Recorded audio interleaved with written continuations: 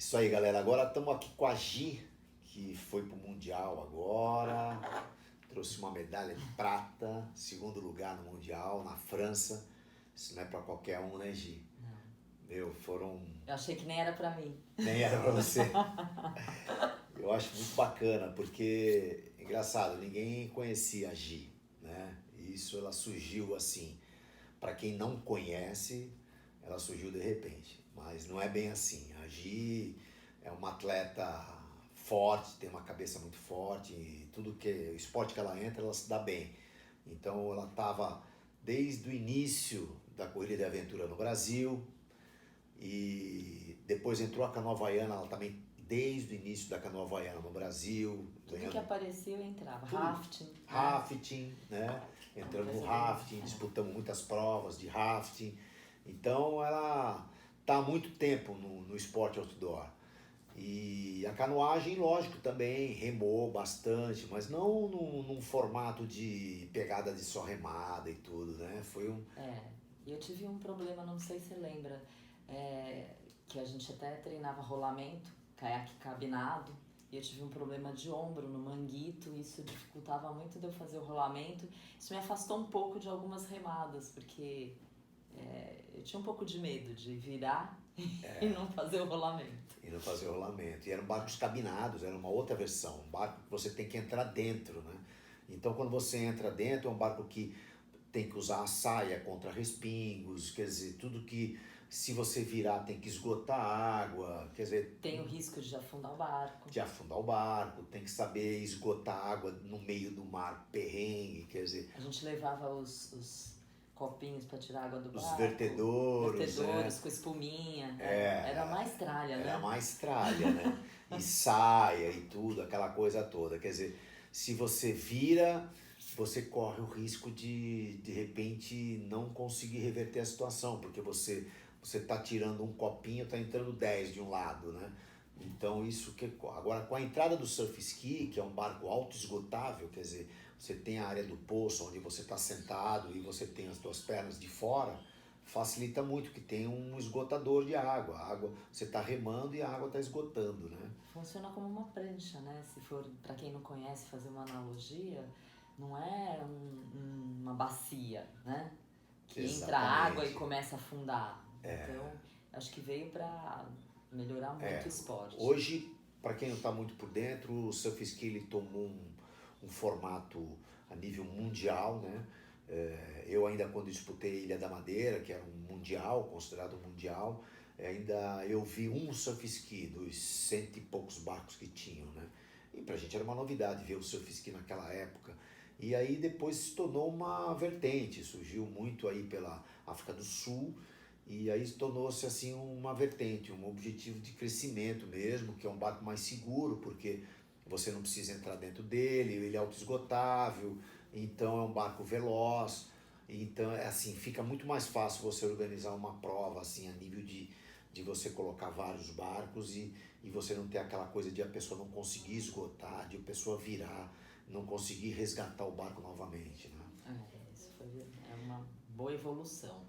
Agora, para mim, que tinha me afastado da canoagem, eu me afastei e quando eu voltei o pessoal do surf ski já tinha evoluído muito. Então eu perdi o time de estar up to date com a moçada que começou a ficar craque no surf ski. Então essa foi a minha busca. E foi uma surpresa para todo mundo o resultado, né? A gente estava lá, né? A gente ficou sabendo do resultado antes dela me informar, eu já estava sabendo do resultado. E foi interessante porque as pessoas, quem é a Gi, né? Os novos que estão entrando também, né? Quem é a Gi, né? É normal isso, porque ela se afastou, ela entrou pro futevôlei e também se deu super bem no futevôlei, porque é uma atleta mesmo, de verdade, focada no que ela quer fazer. Mas ela, voltou, falou, eu quero voltar a competir, participou aí da seletiva pro Mundial, passou na seletiva. Na verdade, a seletiva me incentivou muito, apesar de eu ter percebido que a parte minha de corrida de aventura, de resistência, de não desistir, me fez pegar a colocação, né? Porque muita gente naquela prova desistiu. Então eu percebi que eu não estava capacitada para uma prova fluida, mas de cabeça. Eu acho que eu tinha... Eu peguei a colocação por causa da cabeça, né? Porque eu não desisti, eu virei várias vezes e fiquei na prova e cheguei na linha de chegada no final e muita gente tinha desistido e eu fiquei com a classificação do Mundial. E isso me fez buscar o Fábio para me orientar e para me ajudar nisso daí. E eu agradeço mais uma vez.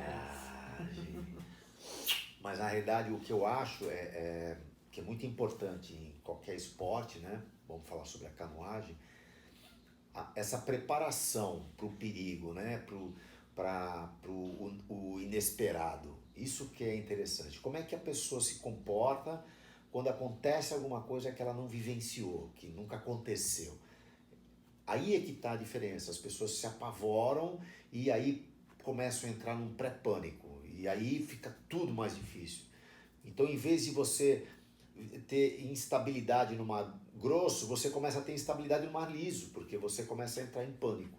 E aí é irreversível, uma coisa que é muito difícil você controlar isso na tua cabeça. Quando a pessoa está acostumada a passar perrengue, que nem a Gi já passou, que nem eu já passei vários, em corrida de aventura, em canoagem, em todos os esportes de você fazer uma prova. Imagina, corrida de aventura é uma prova de dias que você fica passando, escalando, remando, pedalando, trekking e... É tudo lugar inóspito, inóspito, né? Você não sabe o que vai acontecer, né? Então você tem que estar preparada na tua cabeça a enfrentar esses desafios. E aí sabe que foi a parte fácil da Gi, porque no treinamento a gente foi galgando estágios, né? Até chegar no estágio que eu falei, agora Gi, a gente vai entrar no mar casca, vamos entrar no mar grosso. Vai entrar frente fria, vamos pro mar.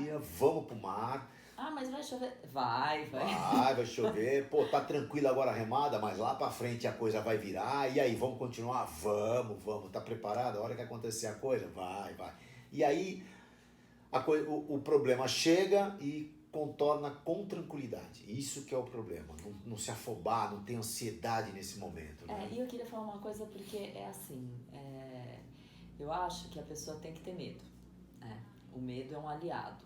E eu tenho medo. Então, eu gosto de saber o que vai acontecer, eu fico atenta, eu quero me preparar. E eu acho que o medo é importante. A consciência do que pode acontecer de ruim é importante.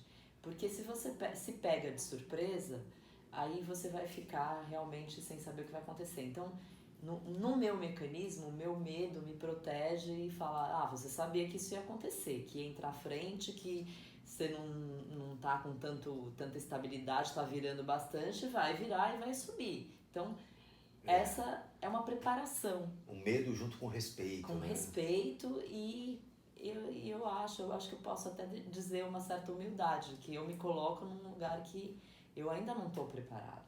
Né? A todo momento você mesmo estava ciente, eu mesmo falava, Gi, você não sabe o que vai enfrentar lá. Né? Então, é muito novo ainda o tempo que ela me deu para preparar para o mar, né? A gente notou que ela estava muito bem preparada fisicamente, ela tem um cardio excelente, tem técnica, mas na hora que o mar está bravo, você esquece técnica, esquece tudo, você rema de qualquer jeito e aí é a hora que você começa a ter medo e aí tudo começa a falhar, né? E principalmente as sacadas, né? Que da última vez a gente conversou, que mesmo eu ainda errando em algumas coisas, eu já percebi o que eu erro. Então tem que nem quando alguém vai te bater, você pega e se protege, né?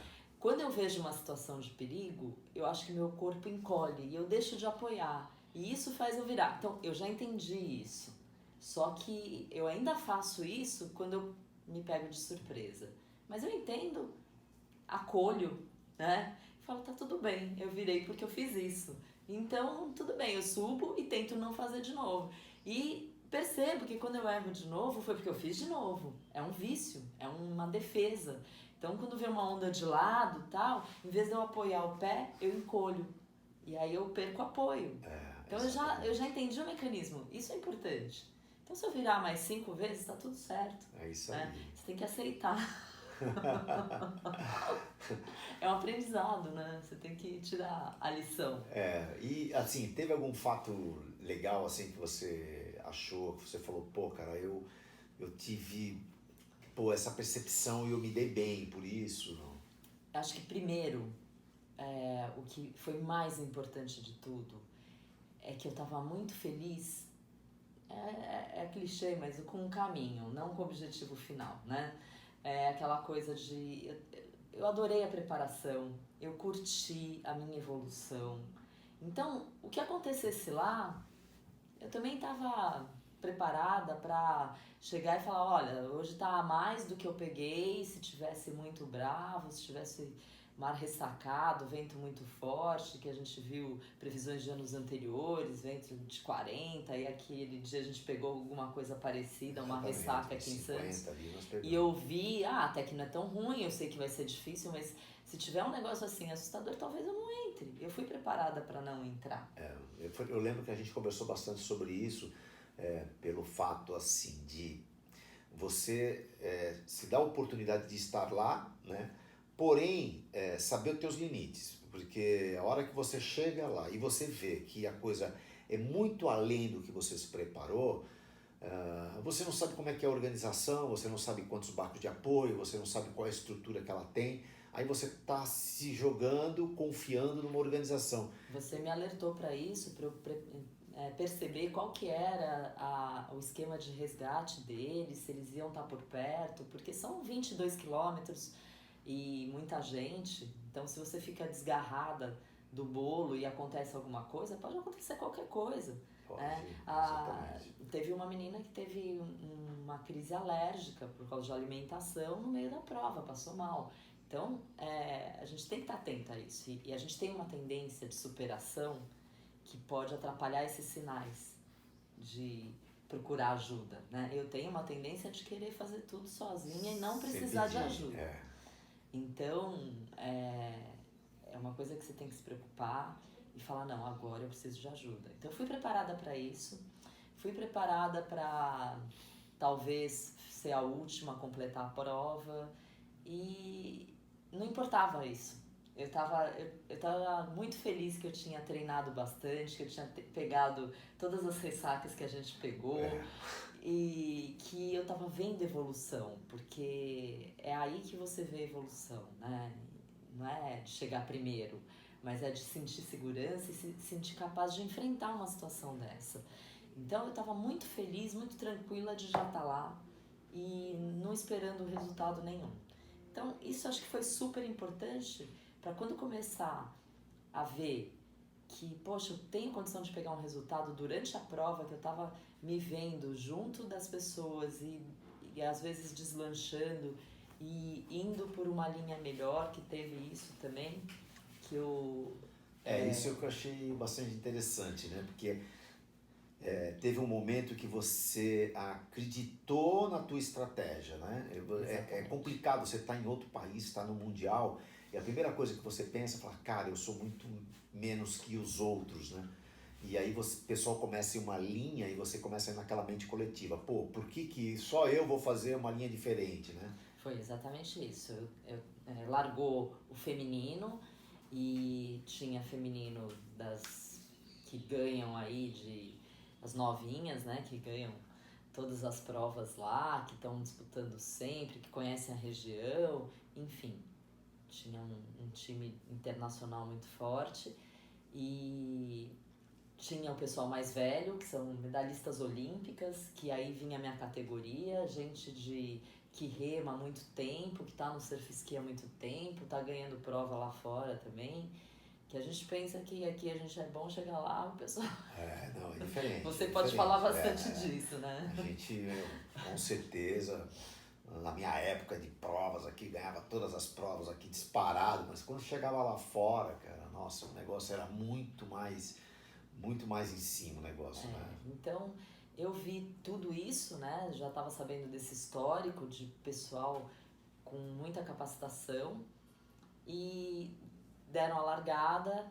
Eu não tenho muita experiência com o GPS, mas eu tinha comprado, que é uma coisa mais engenheira, né? Que eu confio no equipamento e estudei direitinho como é que eu punha o ponto da chegada, coloquei, vi que estava alinhado na praia, confirmei com as pessoas, então a chegada é nesse rumo, tá bom. E tava batendo.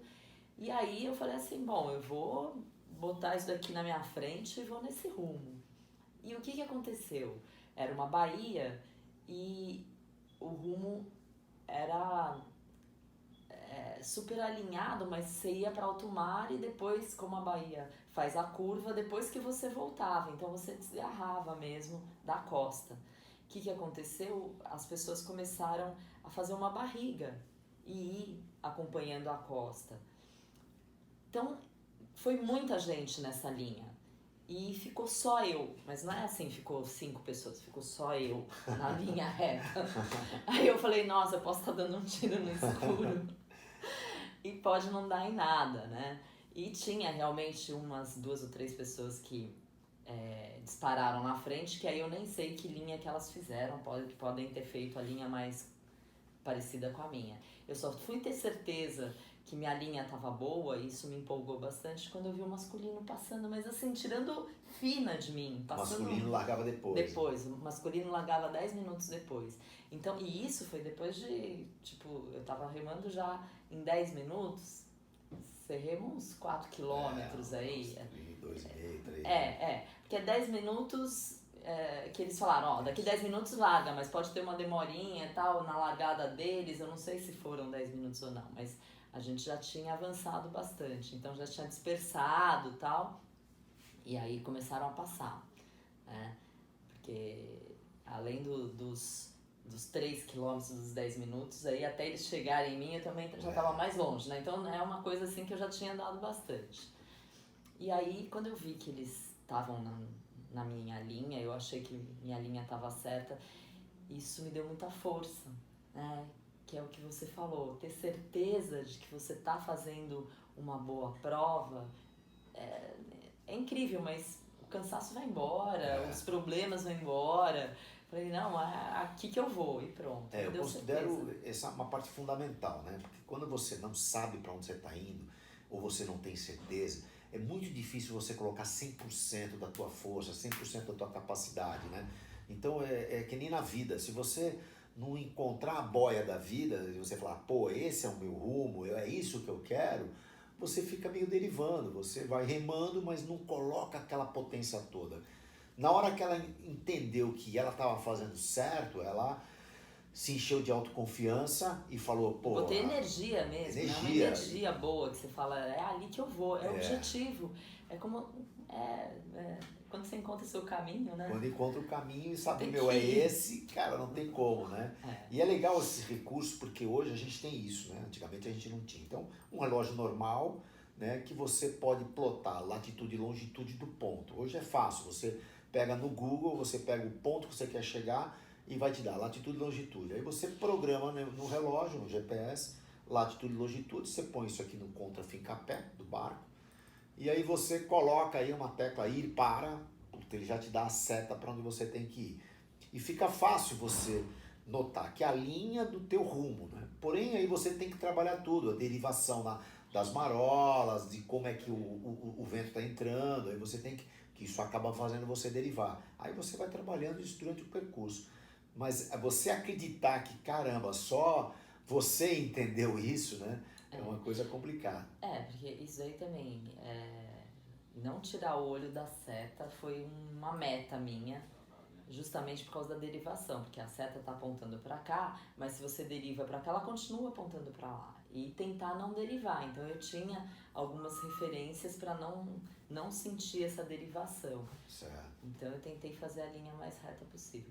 Eu acho que deu certo, porque quando começou a chegar gente ali perto, tinha mais gente ali, o boat.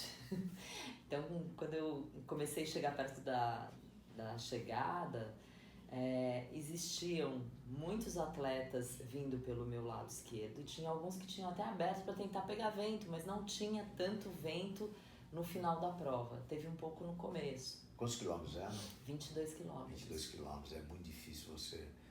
Foram 2 horas e 16 o meu tempo.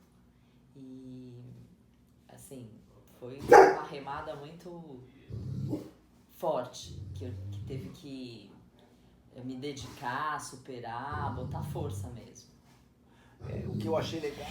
Não, então, quando eu peguei uma linha e vi que muitas pessoas não tinham feito a mesma linha e vi que estava dando certo, eu me fortaleci mesmo, pus energia e a coisa vai rolando, superando todas as dificuldades que eu estava passando, de cansaço, de dor muscular, a ondulação vinha só de um lado, então você força mais o outro lado, enfim. Aí eu falei, não, agora até o fim e pronto. O que eu acho legal, por exemplo, uma das coisas que você me falou, que a gente estava aqui naquela expectativa, daqui a pouco veio o resultado que a gente ganhou, ficou em terceiro lugar, a gente vibrou aqui, de repente veio a notícia que ela chegou em segundo lugar, meu. Como foi isso, Gi? Não, foi muito legal também, porque eu estava aproximando da chegada e teve isso, de umas pessoas abrirem para a direita para pegar ondulação. E essas pessoas, elas chegaram meio de frente para o pórtico. E eu, como vim reto, eu cheguei meio afastado do pórtico. E por causa da série, da entrada das ondas ali na praia, eu devo ter pego a mesma onda que a pessoa que chegou em segundo, que a gente achou que chegou em segundo. Então a gente entrou na areia, na mesma onda, e entrou na areia igual. O locutor viu ela, porque ela estava bem em frente ao pórtico, e anunciou que ela tinha chegado em segundo. Só que a prova estava determinado que quem passasse primeiro no pórtico que teria o resultado. Então eu vim correndo daqui do lado esquerdo e passei antes dela no pórtico. E aí tem uma câmera no pórtico que seria o resultado oficial. Ou seja, eu ganhei a prova na areia da terceira colocada. Não, isso tudo é legal porque é super válido, né? Porque o que acontece? A prova ela só termina, veja bem, se a chegada é no pórtico, a prova só termina quando... A corrida faz parte. Faz parte, né? Faz parte. A estratégia, tudo isso que você... Se você capotar e ficar ali na areia tomando onda, você não vai chegar, não adianta você chegar antes. Exatamente, essa visão, né, global de tudo, de como é que você tá, onde estão chegando, onde é que tá o pórtico, cara, tudo isso, você entender se aquela outra pessoa que tá chegando ali, ela é da tua categoria ou não é, e você falar, vou arriscar, vou correr, vou dar o máximo também de mim. Sim. Na corrida, né? E eu vi que eu tava longe do pórtico, mas eu aproveitei a calmaria da série para entrar junto. Então eu entrei longe de propósito para não ter problema de vir com uma série forte. Mas aí eu entreguei o barco, porque a organização ficava recolhendo os barcos, então já tinha gente ali, era uma área que o pessoal tava chegando, não foi tão longe, mas foi afastado do pórtico. Entreguei o barco, joguei remo e saí que nem uma gazela. O pessoal falou assim, você parecia uma gazela correndo. Eu falei, Fui buscar. E aí também foi uma surpresa pra mim. Por quê? Eu sabia que eu tinha passado ela na corrida, mas eu não sabia o nome da pessoa, não sabia quem era, né?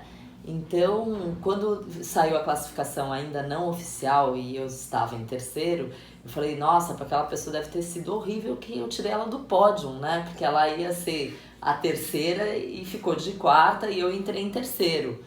E falei, que bom, por pouco que eu não pego o pódio. E, na verdade, não era, né?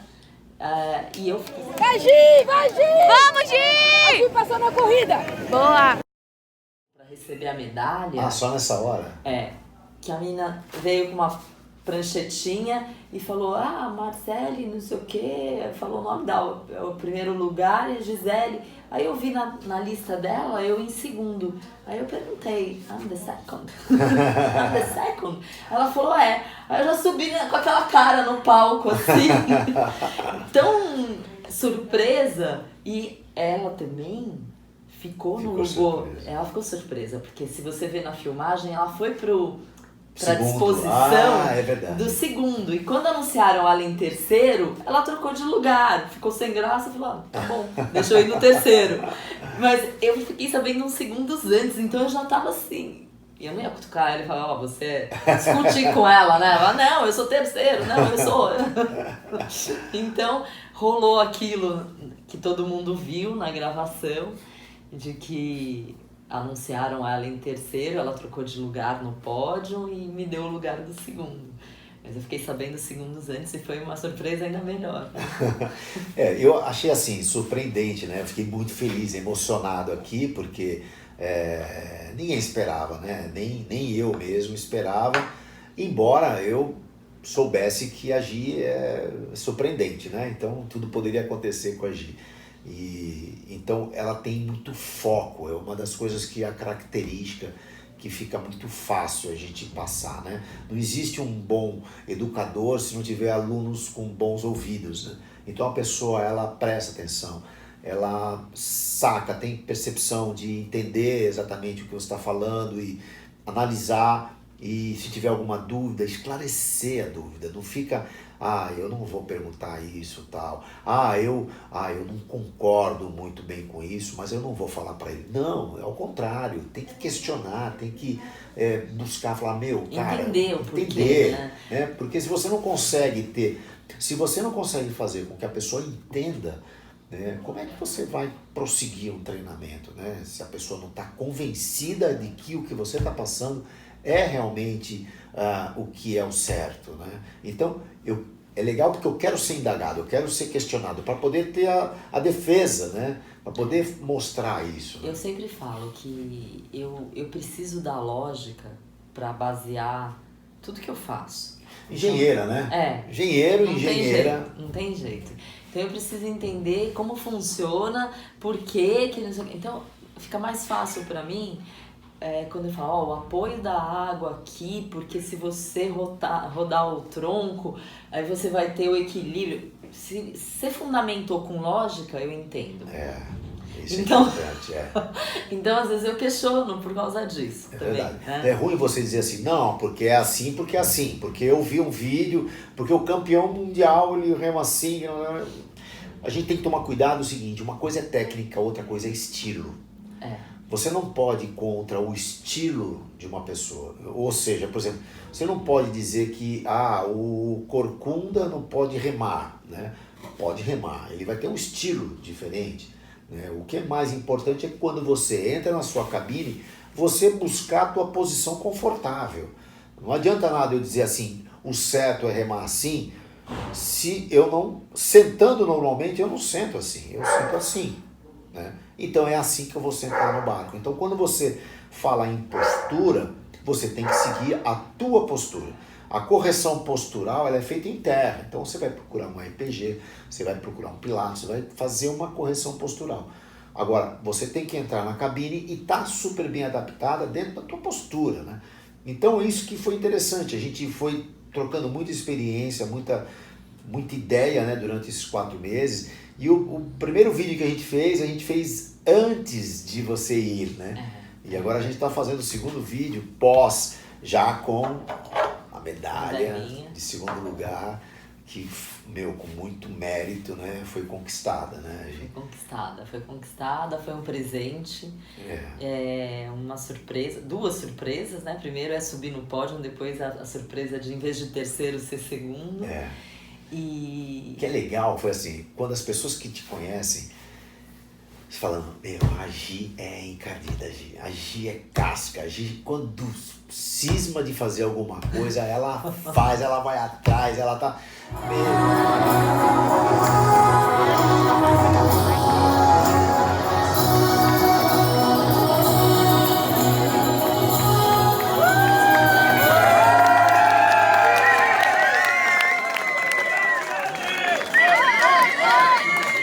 The medal will be presented by Laurence Duvea, Mayor of Saint-Pierre, accompanied by the team leader of Australia. Les médailles sont remises par Laurence Duvea, maire de Saint-Pierre-Quiberon, accompagnée de la team leader de l'Australie. The bronze medalist is Mercer Vanessa from Australia. Médaille de bronze pour Vanessa Mercer d'Australie.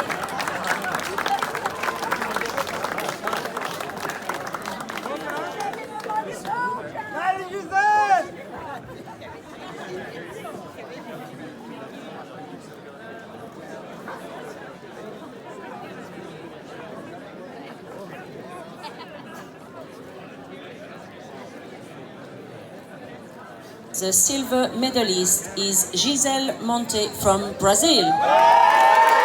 Médaille d'argent pour Gisèle du Brésil.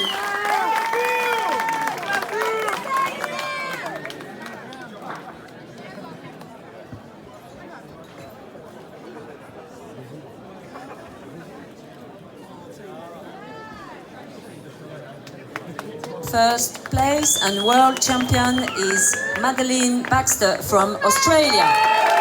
Première place et championne du monde, Madeleine Baxter d'Australie.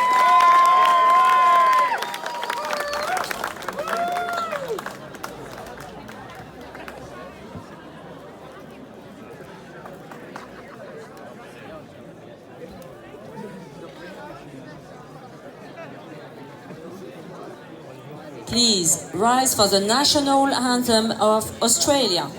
Merci de vous lever pour l'hymne national de l'Australie.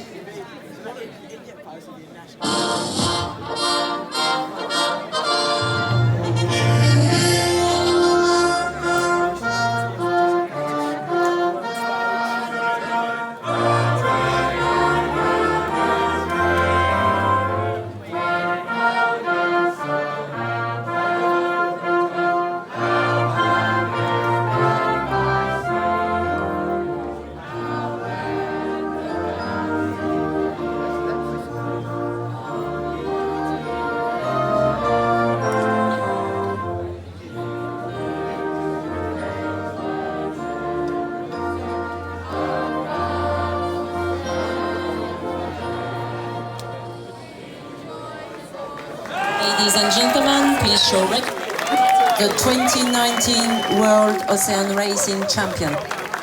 Mesdames et messieurs, vous pouvez applaudir les championnes du monde d'Ocean Racing 2019.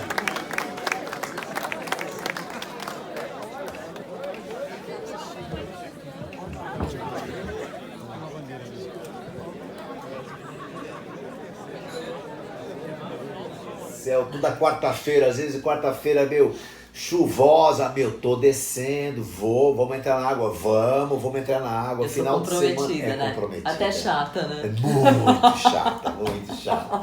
Mas final de semana, Gi, eu não vou estar na Barra do Saí. Ah, tá, então você vai estar em Santos? Vou, então vou indo pra Santos também. Eu falei, nossa, tá bom. Não tinha jeito de Você ficar viu que livre. não dava pra... Não dava pra ficar livre dela.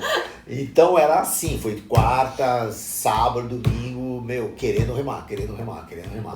E independente da condição do tempo, o tempo vai estar chuva, vai estar chovendo, mas eu vou estar aí, tá bom. Eu fiz a minha parte, né? Eu fiz tudo que eu podia para me preparar nesse curto espaço de tempo também, porque da classificação para o Mundial até o Mundial, eu acho que eu tive 8 meses, sendo que os primeiros eu tive que ter toda a parte técnica na raia, que eu não tinha. Não é fácil, né? De correção, de remada, tudo. E depois eu pude vir para cá, né? Depois eu percebi que eu ainda não estava pronta, principalmente na prova de Itajaí. Sim. Né? Que eu vi que... A gente teve lá o mar virado tive totalmente. Que ser resgatada, senti muito medo de novo e eu acho E esse pós, né? Porque depois ela acabou a prova, ela sentiu que foi resgatada e isso, a parte psicológica dela ficou um pouco abalada, né? Ela, poxa, cara, não é o perfil dela, não é uma pessoa que... Podia ter sido traumático, né? E falar, não vou mais. Não vou mais, não é pra mim. Nossa, não é pra mim e tal. Mas não, ela, sabe, ficou mal. Mas ela, ao mesmo tempo falou assim, então preciso melhorar. Então esse foi o grande porque eu falei assim, o que as outras pessoas fazem que não viram, que conseguem e eu não tô fazendo? Deve ser alguma coisa sutil que eu não tô percebendo. E eu fui atrás de tentar superar, achar isso. Exatamente. Então essa é a característica, né? Então foi muito legal, porque as pessoas que conheciam falavam, nossa, caramba, a Gi realmente é terrível, né? E foram os 4 meses super dedicados. Isso é uma coisa assim, é um exemplo, né? Pra gente às vezes que quer muito uma coisa e fica só na gaveta, né? E a gente fica só com planejamento, de vez em quando a gente olha o papel e dá uma organizadinha melhor e fica satisfeito, porque deu uma organizadinha melhor no papel, né? Aí você vai colocando as tuas metas, daqui a pouco você esquece, daqui a pouco pega na gaveta, organiza um pouco melhor e fica satisfeito porque organizou melhor. mas não realizou. Essa é a diferença, né? Você tem que ir atrás para fazer. E eu acho legal porque as pessoas ficam curiosas, né? Falar, pô, mas você voltou a remar, o que aconteceu? Então a gente resolveu até contar a história aí para mostrar pro pessoal que voltei, mas voltei dedicada. Né? Procurei, quem sabe. Isso é bacana, porque assim, ela chegou com técnica apurada. Isso é uma coisa que foi muito fácil, né? Porque técnica é o que é maior rendimento com menos esforço e evita lesão. Então, isso aí foi uma coisa fácil que o Thiago fez lá na raia, lá do Pinheiros, né? E ela veio com uma técnica muito boa. Eu falei, poxa, agora vamos aprimorar pro mar. Isso foi bacana, né? E é interessante assim, mesmo hoje, né? O primeiro treino depois do Mundial, a gente já entrou num outro nível de treinamento, um outro nível de entendimento, né? Então a gente conseguiu passar um novo estágio hoje, né? Que é de a percepção. E ainda assim ver, né? Que tem muita coisa para aprender. Muita. Não para. E o Fábio acabou de vir de uma experiência no Ceará também. E é o meu objetivo, tá apta pro Ceará. Quando você me der a sua medalha de que eu posso ir pro Ceará, a gente vai combinar. O Ceará realmente é assim. Eu acho que o surf ski hoje, ele tá num cenário crescente, de uma maneira muito forte, né? A gente vê a canoa havaiana e o surf ski crescendo muito. Porém, você vê muita gente da canoa havaiana migrando para o surf ski, né? E não tanto do surf ski migrando para a canoa havaiana. Então, é uma tendência que você está sentindo que o surf ski é uma vertente bacana, né? Então, essa vertente, o que acontece com o remador de surf ski? O que ele busca, né? Ele busca exatamente procurar o downwind, que é o vento de popa e você surfar em alto mar com as ondulações que vêm do vento, né? Do swell e de vento, isso é muito importante. Então, é o objetivo que vai ter, né? As pessoas todas vão buscar o downwind. É a curtição, né? E o downwind, pô, eu vou dizer, eu fiz o Hawaii, o Oahu, o Molokai, e você tem certeza que você vai pegar downwind? Não tem.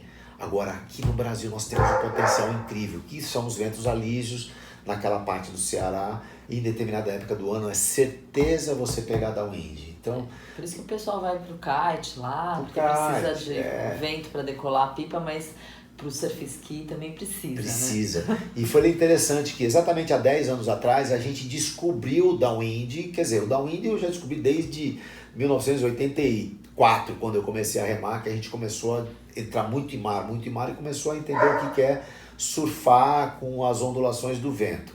E aí, é lógico, depois a gente queria buscar algo mais, a mais.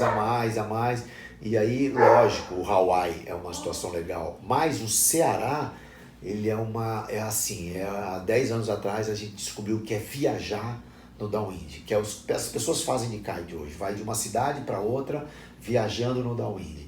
Então, grandes distâncias. Grandes distâncias. Foi o primeiro downwind power que a gente fez viajando, foi sair de Fortaleza e até São Luís do Maranhão, 800 quilômetros. Imagina isso, você chegar, pegar um mapa e falar, putz, eu vou remar 90 quilômetros no primeiro dia, vou parar aqui. Putz, será que aqui tem pedra? Será que aqui tem onda, né? Você tenta abrir o Google, tenta ver, de repente tem uma entradinha aqui de uma barra que talvez aqui seja legal para entrar. Vamos colocar isso como plano A. Mas vamos colocar um plano B? Vamos, se aqui não tiver legal, o plano B, vamos tentar essa, né? E às vezes entrar lá não tem nada, né? Não tem nada, chega nada, não tem como entrar na praia. Não tem, às vezes tem, que nem Paracuru, tem onda, tem pedras saltadas, como é que você vai entrar ali? Quer dizer, a gente arrumou um lugar que dava para entrar. E aí depois a gente foi autossustentável, levando a nossa carga, né? Que tinha que ser reduzida para um surf ski. A primeira expedição de surf ski do Brasil foi nós que fizemos isso em 2010. Então foi interessante porque você leva a sua própria carga no barco que é veloz, que tem que andar e você navega bem. Não tem compartimento, criamos uma tampa de inspeção e aí, foi super legal. Então isso é muito interessante, a gente tentar viajar e descobrindo lugares, né? Descobrindo experiências que você vai tendo no meio do caminho. Não tem apoio de terra, não tem apoio de água, e você vai fazendo essas experiências no meio do caminho, né? Você vai aprendendo por isso que tem que ter uma certa bagagem de entendimento, de experiência vivencial, né? Para que você possa aplicar isso durante o percurso, né? Então é muito importante isso, né? Estamos com o Bolt aqui, que é o nosso mascote também, que vem sempre atrapalhar nossas gravações. Né, Bolt? Então, o que é interessante é exatamente isso. A gente começar a fazer os downwinds agora por diante, porque nesses 10 anos de Ceará, a gente tem feito com um grupo que eu conheço muito, que a gente se dá super bem, em primeiro lugar se dá super bem, né?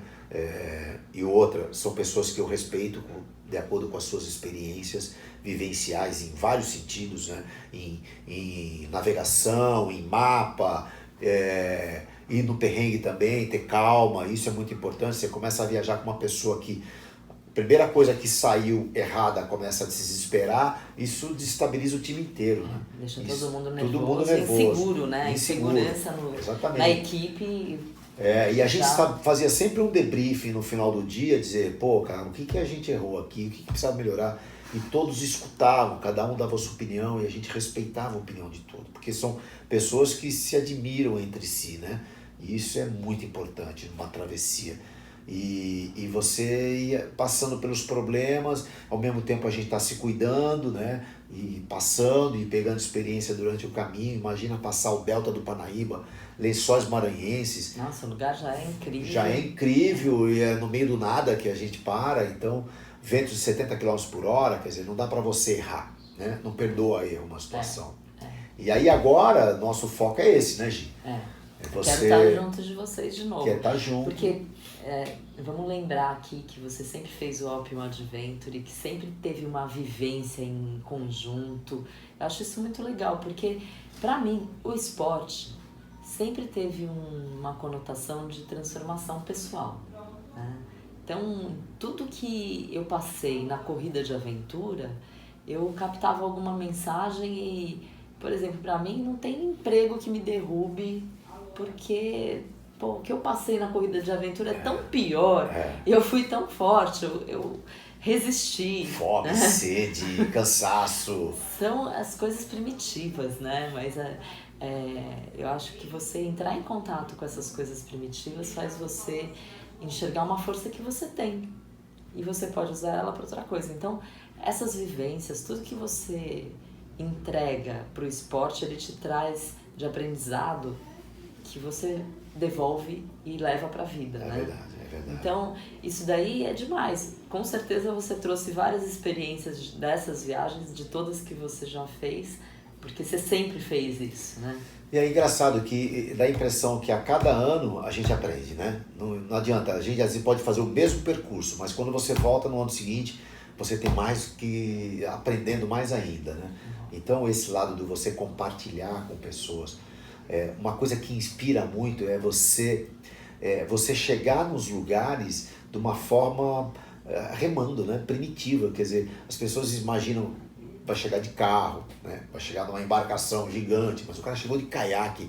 A gente acaba tendo um respeito pela comunidade muito grande. Os caras, pô, mas você veio lá de longe remando nesse barquinho. Você não está poluindo, não né? Tá poluindo, você não está esburacando a estrada. E você está chegando de uma forma igual a eles, pescadores que utilizam embarcações como subsistência, né? Como deslocamento, quer dizer, tudo isso você está chegando muito igual a eles, né? E eles te veem com respeito, ao mesmo tempo que a gente vê eles com respeito à vida de um jangadeiro, né? De um pescador, é uma vida dura, né? Ao mesmo tempo eles são tão felizes, né? Com tão pouco. Isso surpreende muito quando a gente chega nos lugares, né? São os personagens que a gente conhece e é uma amizade que a gente nunca mais esquece, né? E apesar de a gente tem um custo alto num remo, num caiaque, mas você não está chegando numa Land Rover. Exatamente. Né? Então você chega numa situação de igualdade ali. Exato. Você tem um barquinho, o remo, a tua banana. O teu camelback com a água e você está procurando lugar para dormir. Então o acolhimento é maior mesmo. Eu tive uma experiência assim, no Ceará, numa prova que eu fiz no Elf, que era cavalo, né? Era caiaque, mas me comoveu muito uma família, na época, simples demais, na época a mulher tinha a minha idade, apesar de aparentemente muito mais castigada, e ela tinha 8 filhos. E ela pediu para um dos filhos sair da rede para eu sentar, para me dar o lugar. Eu, não precisa, não. Senta aqui, me deu um prato de arroz, assim, um feijão aguado, mas que era... Nossa, eu que tava ali todo já carinho, 100... né? Eu tava 100 quilômetros sem ver comida. Aquilo foi um Michelin pra mim. Restaurante Michelin pra mim. E A gente não esquece esses é de personagens. tocar o coração, ver uma pessoa que não te conhece, querer te dar uma posição tem de que tava melhor. um filho que tinha de melhor, né? Isso a gente E a gente sentiu. encontra isso. Porque acho que a vibração de você tá chegando no esporte com um esforço e tal, você vem purificando, né? Engraçado, não sei se aconteceu isso com você. Tenta dar dinheiro para pagar isso. Não eles aceita? não querem. Não aceita. querem. E o que é interessante, assim, quando a gente entrou mais pro lado do Piauí e Maranhão, a gente começou a entender, né, na prática, esse negócio de amplitude de maré, que a gente fala de amplitude de maré aqui na região de São Paulo, 1.1, 0,1, 0,0, quer dizer, são amplitudes pequenas. Quando a gente chega no Maranhão, é 7, né? Menos 5, quer dizer, então você tem umas amplitudes muito grandes, né? Então você chega às vezes, você plotou você chegar num vilarejo e você chegou na maré rasa, você não vê o vilarejo está a 3 km de distância, e você fala, cara, mas aqui não tem nada, aqui era para ter um vilarejo, e você não vê. Então você começa a mudar a estratégia, foi uma coisa que aconteceu com a gente. Então, em vez de a gente sair às 7 da manhã para remar, a gente teve que começar a sair às 4, porque é a hora que a maré estava cheia. Então, para você sair às 4, você precisa tomar café às 3. Então você começa a montar uma outra estrutura para café da manhã. Tudo... Exatamente. E como a gente parava nas pousadinhas, sabe quantas vezes a gente teve que fazer café da manhã? Nenhuma. Porque a gente chegava e falava, olha, amanhã deixa, não precisa café da manhã. Não, mas como assim? Não, a gente vai fazer. Não, qual é o horário que você precisa do café da manhã? Não, é muito cedo, é 3 da manhã. 3 da manhã o seu café vai estar aqui, meu filho, assim mesmo. Que legal, né? Então, em nenhuma vez eles deixaram a gente sair e fazer, tentar procurar buscar outra alternativa. Outra alternativa, né? não. Não existe. O café da manhã estava pronto às 3 da manhã, no horário que ela cumpriu, e de uma forma com muita felicidade. E sem aceitar nada em troca. Isso que é uma coisa incrível que a gente aprende nessas viagens. Né? Não, isso é muito legal. Eu acho que a gente devia programar muitas dessas. Vamos programar. Eu acho que daqui por diante a gente vai criar vários conteúdos diferentes para a gente poder mostrar essas experiências, né? A gente poder mostrar experiências que a gente adquiriu nesses anos todos, né? Porque nós estamos falando de canoagem, tem muita gente nova entrando, isso é muito legal, mas as pessoas às vezes não entendem que a gente começou lá atrás, década de 80. Muita gente me perguntando, com quem que você treinou? Não, com o Fábio Paiva, tal. Acho legal você programar uma live, explicar algumas coisas e mostrar alguma coisa do que você conseguiu me passar, porque muita gente ficou curiosa, acho que muita gente ia curtir uma live com você. Eu gosto de passar, né? Eu gosto de dar aula, eu gosto de passar experiência, isso é uma coisa legal, porque tem muita coisa que é conhecimento empírico, é uma coisa que a gente não leu em livro, que a gente não existe literatura sobre isso, e a gente nessa vivência toda, como eu digo sempre que a melhor, quando você quer pilotar avião, você tem horas voo a ser cumprida para você pegar a experiência. Na canoagem eu já chamo de horas bunda, você tem que ter horas bunda, não adianta você chegar e ler livro, nada, tutorial, você tem que colocar a bunda no caiaque, pegar essa experiência. Então isso eu acho que talvez eu seja o que tem mais horas bunda no Brasil de canoagem, porque a gente rema quase todo dia. É que às vezes você não vai conseguir estar com todo mundo no mar ao mesmo tempo, mas passar um pouco de vivência, até... Vamos, uma ideia bacana. Um bate-papo, assim, desperta para a pessoa ter um conhecimento a mais, ou se preparar, ver uma tábua de maré, ver o que aconteceu comigo, que meu barco foi embora, porque eu estava sem leste. Então, acho que tem um monte de dicas, um monte de preparação que a gente consegue eu acho que dar uma ajeitada para a pessoa não vir muito crua, né? Então, aproveitar você que está nesse desenvolvimento, né? e a gente tentar passar, porque o que é legal também, tem muita coisa que você sabe, mas é legal quando uma pessoa ela passa uma dúvida e alguma coisa que eu tenha falado que resultou numa vertente positiva. Então é muito interessante essa troca, né, gente? Vamos fazer e vamos conhecer lugares novos, vamos pegar novas experiências. Eu acho que agora a Gi entrou numa outra vertente agora. Hoje a gente já, na primeira aula depois do Mundial, a gente entrou numa outra linguagem, uma linguagem de percepção. Você já percebeu também que é incrível? Que toda quarta eu venho aqui, o mar tá de um jeito, na hora que a gente vai pro mar ele muda? Tava parado hoje, Meu, colher de azeite. A gente até atrasou para entrar na água hoje e não foi proposital. Só que, pô, devido a gente ter atrasado, entrou um sudoestezinho que a gente falou, pô, pegamos um downwind bem bacana e ela já entrou numa outra percepção. A gente começa assim, é difícil. Isso, a canoagem ela é muito técnica, Então não adianta você dizer que vai aprender em 1 mês, 2 meses, 3 meses. Isso aí vai passando, a gente vai trocando experiência. O fato de eu estar junto, remando, a gente vai analisando, a gente vai passando alguma coisa que a gente vê na hora. Às vezes um detalhezinho que é, corrige isso, muda todo o cenário. Muda totalmente. E essa coisa de soltar a remada, eu troquei de remo, é tudo uma adaptação, né? Tudo uma adaptação. Muita coisa muito detalhe que você tem que ir alinhando. É um alinhamento mesmo de todos os fatores. E a resultante é isso aí. É a evolução. Exatamente. Né? Você vai sentir a sua remada. E aí são os ensinamentos que depois a gente vai passar, que é exatamente passo a passo, né? Ótimo. E hoje a gente já começa a falar de uma outra linguagem, você já sentiu, ao mesmo tempo que a nossa última conversa antes do Mundial era como se a gente tivesse chegado no auge, que nós pegamos o Mar Bravo, pegamos tal, não sei o quê. Não, nada disso, está tudo começando e a gente tem muita coisa para passar, muita experiência para trocar. E ao mesmo tempo que eu estou passando para você essa nossa conversa, eu também vou aprendendo bastante, né? Vou aprendendo as dificuldades que as pessoas têm, às vezes os medos, né? Porque uma coisa é técnico, mas tem um lado psicológico também. A gente tem que entrar na cabeça do aluno e entender quais são as dificuldades, né? Que são coisas que para mim, às vezes pode não ser tanto, né? E às vezes para um aluno pode ser muito, que é ali que a gente tem que pegar e tentar corrigir. Trabalhar, né? Trabalhar isso. É isso aí, Fabião. Isso aí, obrigada Gi. De novo. Vamos... Mais uma vez, pegando no meu pé, né, Gi? Legal, meu. Parceiraço. Prazer, Gi. Parabéns. Até Beijo. mais.